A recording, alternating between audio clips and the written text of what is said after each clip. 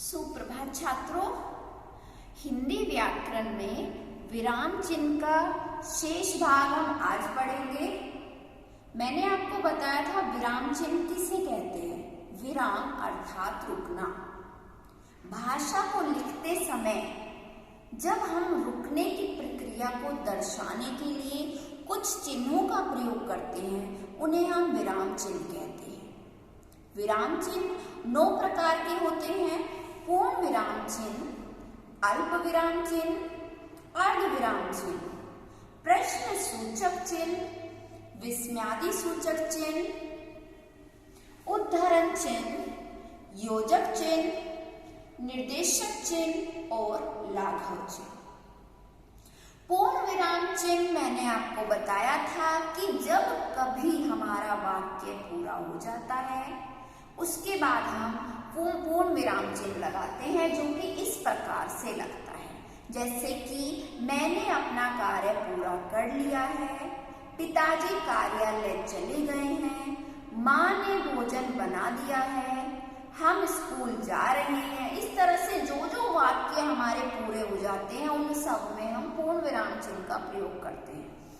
अल्प विराम चिन्ह, अल्प का मतलब होता है थोड़ा, यानी कि जब कभी एक जैसे नाम एक साथ आ जाए, उनके बीच में हम अल्प विराम का प्रयोग करते हैं। रोहन, सोहन, राजेश, दिनेश आदि क्रिकेट खेल रहे हैं। रसोई घर में चम्मच, कटोरी, गिलास, थाली आदि रखे हैं। मुझे सेब, संतरा, केला, अनार आदि सभी फल पसंद हैं। तो बेटा बहुत सारे नाम जब हम एक साथ बोलते हैं तो उनके बीच में अल्प विराम का प्रयोग करते हैं। इंग्लिश में इसे हम कोमा कहते हैं। इसके अलावा किसी भी प्रश्न का उत्तर हाँ या ना में देने के लिए प्रश्न के उत्तर से पहले हम हाँ या ना जब लिखते हैं, तो उसके बाद भी हम अल्प विराम का प्रयोग करते हैं, तथा संबोधन के बाद भी अल्प विराम का प्रयोग किया जाता है। अब आता है अर्ध विराम।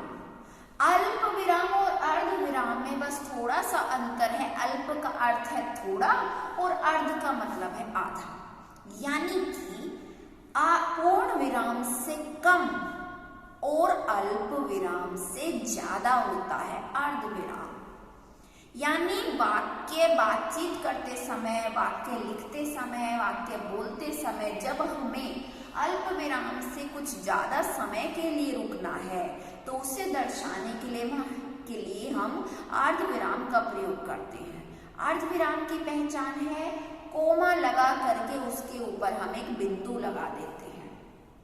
जैसे कि वाक्य मैं बोल रही हूँ, मैं 2 वाक्य आपको बोलूंगी जिससे कि आप इसमें अंतर कर सकते हैं। पहला वाक्य है, मैंने आपको अल्प विराम में बताया था, सूरज से हमें उष्णता मिलती है, रोशनी मिलती है और पेड़ पौधे भी विकसित होते हैं। तो यहाँ पर मैं बहुत ही कम समय के लिए रुकी हूँ, इसलिए मैंने अल्प विराम का प्रयोग वाक्यों में किया। दूसरा वाक्य, जिस समय गांधी जी बैरिस्ट्री से हजारों रुपए कमाते थे, उस समय भी वे अपने घर की चक्की पर आटा स्वयं पीसा करते थे। यहाँ पर मैंने अल्प विराम से कुछ ज्यादा समय लिया है इस वाक्य में, इसलिए अर्ध विराम का प्रयोग किया। इसके बाद आता है प्रश्न सूचक चिन्ह। प्रश्न सूचक चिन्ह उन सभी प्रश्नों में लगाया जाता है, यानी उन सभी वाक्यों में लगाया जाता है जिनमें कि हम किसी से कोई प्रश्न कर रहे हैं। तुम कहाँ जा रहे हो? तुमने यह पुस्तक कहाँ से खरीदी? अरे ये क्या हो गया? तुम क्या बोल रहे हो? तुम्हारा स्वास्थ्य कैसा है? या कोई भी ऐसा वाक्य जब हमें प्रश्न जिसमें करना है, उसमें हम प्रश्न सूचक चिन्ह लगा करके उसको पूछते हैं। विस्मयादि सूचक चिन्ह। विस्मयादि सूचक चिन्ह, जिसको आप संस्कृत में संबोधन चिन्ह भी हम कहते हैं, और ये हमने पढ़ा था कि मन के भावों को, जैसे कि घृणा, ईर्ष्या, द्वेष, करुणा या सावधानी, चेतावनी आदि दर्शाने के लिए हम विस्मयादि सूचक का प्रयोग करते हैं। जैसे कि उफ कितनी गर्मी है, उफ के बाद हम इस चिन्ह का प्रयोग करेंगे। हाय ये क्या हो गया? अरे सुनो, होशियार उधर मत जाना, सावधान वहां बहुत ज्यादा गंदगी है। तो इस तरह से जब हम कोई वाक्य बोलते हैं उससे पहले बुनियादी शब्दों का प्रयोग करते हैं, उनके लिए, उन्हें दर्शाने के लिए हम इस चिन्ह का प्रयोग करते हैं। अगला है उद्धरण चिन्ह। उद्धरण चिन्ह दो प्रकार के होते हैं। पहला है इकहरा उद्धरण चिन्ह। इकहरा उद्धरण चिन्ह जो कि ये होता है इस प्रकार से। दूसरा होता है दोहरा उद्धरण चिन्ह। दोहरा उद्धरण चिन्ह जो कि इस प्रकार से होता है। दोनों में क्या अंतर है? इकहरा उद्धरण चिन्ह हम किसी विशेष नाम को बताने के लिए, किसी विशेष शीर्षक को बताने के लिए या किसी विशेष उपाधि को बताने के लिए प्रयोग करते हैं। जैसे कि महात्मा गांधी को हम राष्ट्रपिता कहकर पुकारते हैं। अब बेटा राष्ट्रपिता एक विशेष उपाधि है जो कि हर किसी के पास नहीं है, इसलिए इसे हम सिंगल इन्वर्टेड कोमा में करेंगे। सभी ग्रंथों में मुझे रामायण ग्रंथ बहुत अच्छा लगता है। अब रामायण सभी ग्रंथों का नाम नहीं है, एक विशेष नाम है, इसलिए इसे भी हमने इकहरा उद्धरण चिन्ह में बंद कर दिया है। तो इस प्रकार से कोई भी हमें शीर्षक लिखना है, जैसे मैंने आज होली पर निबंध लिखा, तो होली जो है विशेष शब्द है, शीर्षक है, यहाँ भी मैंने इकहरा उद्धरण चिन्ह लगा दिया। यानी कि कोई विशेष नाम या फिर कोई शीर्षक या फिर कोई उपाधि दर्शाने के लिए हम हमेशा इकहरा उद्धरण चिन्ह का प्रयोग करेंगे। अगला है दोहरा उद्धरण चिन्ह, जिसे आप इंग्लिश में डबल इन्वर्टेड कोमा कहते हैं। ये हमेशा किसी विशेष वाक्य या किसी के द्वारा बोले गए वाक्यों को दर्शाता है। जैसे महात्मा गांधी ने कहा, तुम मुझे खून दो मैं तुम्हें आजादी दूंगा। सुभाष चंद्र बोस ने कहा, तुम मुझे खून दो मैं तुम्हें आजादी दूंगा। महात्मा गांधी ने कहा कि मैं ऐसा कोई भी कार्य करने को तैयार हूं जो मेरी सामर्थ्य से बाहर ना हो। जिसकी लाठी उसकी भैंस, ईद का चांद होना, मुहावरे, लोकोक्तियां या किसी के द्वारा कहे गए विशेष वाक्यों को दर्शाने के लिए हम दोहरा उद्धरण चिन्ह का प्रयोग करते हैं। तो दोनों में आपको अंतर क्या रखना है? कोई भी नाम हमें बताना है तो हम इकहरा उद्धरण चिन्ह का प्रयोग करेंगे। इसके अलावा किसी के कहे वाक्य को दर्शाना है तो दोहरे उद्धरण चिन्ह का हम प्रयोग करेंगे। अगला विराम चिन्ह है योजक चिन्ह। योजक चिन्ह और निर्देशक चिन्ह देखने में एक जैसे हैं, लेकिन अगर आप ध्यान पूर्वक इन्हें समझेंगे तो योजक चिन्ह में छोटा डैश बना होता है ऐसे, और निर्देशक चिन्ह में बड़ा डैश, डैश बोलते हैं इनको आप। तो योजक का अर्थ होता है जोड़ना।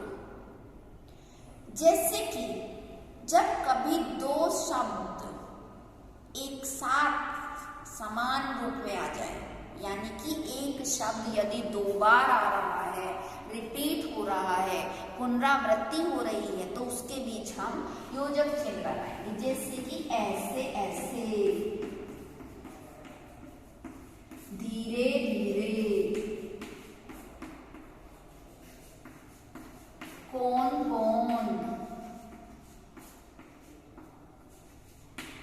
अगर इनसे वाक्य बोले, मोहन ऐसे ऐसे कर रहा था, कछुआ धीरे धीरे चलता है, तुम जोर जोर से क्यों चिल्ला रहे हो, तुम्हारे पास कौन कौन सी पुस्तकें हैं। तो इस प्रकार से जब कोई वाक्य दो बार आता है, यानी कि समान वाक्य दो बार आने पर उनके बीच में हम इस तरह से योजक चिन्ह लगा देते हैं। इसके अलावा जब विपरीत शब्द यानी विलोम शब्द एक साथ आते हैं, उनके बीच भी हम योजक चिन्ह लगाते हैं। जैसे ऊपर नीचे, आजकल, दिन रात, आगे पीछे, दाएं बाएं। ठीक है, तो ये यानी कि दो चीजें आपको याद रखने, समान शब्द आने पर भी योजक चिन्ह लगाएंगे और एक साथ विलोम शब्द आने पर भी हम योजक चिन्ह लगाएंगे। जैसे वाक्य हम इससे बोले, तुम्हें क्या हो गया, तुम बार बार ऊपर नीचे क्यों देख रहे हो, आजकल तुम बहुत परेशान लगते हो, कक्षा में प्रथम आने के लिए दिन रात एक करना पड़ता है। निर्देशक चिन्ह, निर्देशक चिन्ह यानी कि किसी भी बात का निर्देश देने के लिए हम निर्देशक चिन्ह का प्रयोग करते हैं। इसके अलावा संवाद के लिए भी हम निर्देशक चिन्ह का ही प्रयोग करते हैं। जैसे कि उदाहरण के लिए देखेंगे, आपको प्रश्न दिया गया है, मान लीजिए आपके पेपर में, आपकी परीक्षा में प्रश्न आया है, निम्नलिखित विषयों में से किसी एक विषय पर निबंध लिखिए। तो यहाँ पर प्रश्न लिख दिया मैंने, किसी एक विषय पर निबंध लिखें। लिखने के बाद आपको निर्देशक चिन्ह लगाया गया है। तो ये आपका निर्देशक चिन्ह होता है जो कि योजक चिन्ह से बड़ा है और इसे हम निर्देश देने के लिए ही लगाते हैं। जैसे कि हमें कोई संवाद भी बोलना है, संवाद में कोई भी संवाद हो सकता है। जैसे हमने केशव और श्यामा का संवाद पढ़ा था, उसमें पहले केशव कुछ बात कहता है, उसके बाद श्यामा बोलती है, फिर केशव बोलता है। तो हमें ये संवाद लिखना है, तो नाम लिखने के बाद हम उनका कहा हुआ वाक्य बोलेंगे। केशव ने क्या बोला, जा स्टूल लेकर आ। अब श्यामा बोलेगी, श्यामा ने क्या बोला, ठीक है लाती हूं, पर बाद में मुझे अंडे दिखा देना। श्यामा, केशव फिर से बोलता है, केशव क्या बोलता है, हाँ हाँ जा दिखा दूंगा, जल्दी से लेकर आ। तो बच्चों, इस प्रकार से कोई भी संवाद हमें लिखना है, कोई निर्देश देना है या फिर हमें कोई उदाहरण देना है। उदाहरण कैसे, हमारे भारत में अनेक भाषाएं बोली जाती हैं। जैसे, अब हम क्या करेंगे, जैसे लिखने के बाद डैश लगा देंगे। हमारे भारत में अनेक भाषाएं बोली जाती हैं, जैसे मराठी, बंगाली, गुजराती आदि। उदाहरण देने के लिए, निर्देश देने के लिए या संवाद आदि के लिए हम निर्देशक चिन्ह का प्रयोग करते हैं। निर्देशक चिन्ह योजक चिन्ह से बड़ा होता है। अब आता है लाघव चिन्ह। लाघव, लघु शब्द से लाघव बनता है। लघु का क्या अर्थ होता है, लघु का अर्थ होता है छोटा। यानी कि जब कभी कुछ शब्दों को हम छोटा करके लिखते हैं, कुछ शब्दों का लघु रूप लिखने के लिए हम लाघव चिन्ह का प्रयोग करते हैं, जो कि इस प्रकार से लगाया जाता है। जैसे कि हमें लिखना है डॉक्टर। डॉक्टर को आप इंग्लिश में डी और आर बना के उसका लघु रूप लिख देते हैं और इस तरह से वहां पर डॉट लगा देते हैं। अब इसको हम हिंदी में लघु लिखने के लिए क्या करेंगे, डॉ करके यहाँ पर लाघव चिन्ह लगा देंगे। ऐसे ही प्रोफेसर या फिर पंडित। तो इस प्रकार से बच्चों किसी भी प्रसिद्ध शब्द को, ऐसा नहीं कि हम हर शब्द का लाघव रूप लिख देंगे, लेकिन कुछ प्रसिद्ध शब्दों को जब हम लघु रूप देते हैं, छोटा रूप देते हैं, तो उसके लिए हम क्या करते हैं, लाघव चिन्ह का प्रयोग करते हैं। जैसे कि आपको उत्तर प्रदेश लिखना है तो आप उ के बाद लाघव चिन्ह और प्र के बाद लाघव चिन्ह। या फिर आपको लिखना है मध्य प्रदेश, तो यहाँ पर भी उमा के बाद लाघव चिन्ह और फिर प्र के बाद भी आप लाघव चिन्ह लगा देंगे। या फिर जैसे किसी मुजफ्फरनगर हम लिख रहे हैं, मुरादनगर लिख रहे हैं, तो लाघव चिन्ह लगा करके आगे हम नगर लिख देते हैं। तो छात्रों, लाघव चिन्ह हमेशा ये हमें ध्यान रखना है कि उन शब्दों के सामने लगेगा जिन्हें सब जानते हो, जो सामान्य शब्द है। ऐसा नहीं कि आप अपने नाम के आगे लाघव चिन्ह लगा देंगे। आपका नाम आपके घर में सब जानते हैं, हो सकता है आपके दोस्त जानते हैं, आपके स्कूल में आपके शिक्षक सभी जानते, लेकिन क्या सभी लोग जानते हैं? नहीं, ऐसा नहीं हो सकता। इसलिए कुछ प्रसिद्ध शब्दों में ही जो सामान्य रूप से सभी के लिए प्रयोग होते हैं, उनमें हम लाघव चिन्हों का प्रयोग करते हैं। तो इस प्रकार से हमारे 9 विराम चिन्ह होते हैं, जिसको मैंने आपको अलग अलग समझा दिया है। आप इसका अभ्यास कार्य अपनी अनौपचारिक उत्तर पुस्तिका में करेंगे और व्याकरण का अगला शीर्षक अनेकार्थक शब्द हम हिंदी की अगली कक्षा में पढ़ेंगे। धन्यवाद।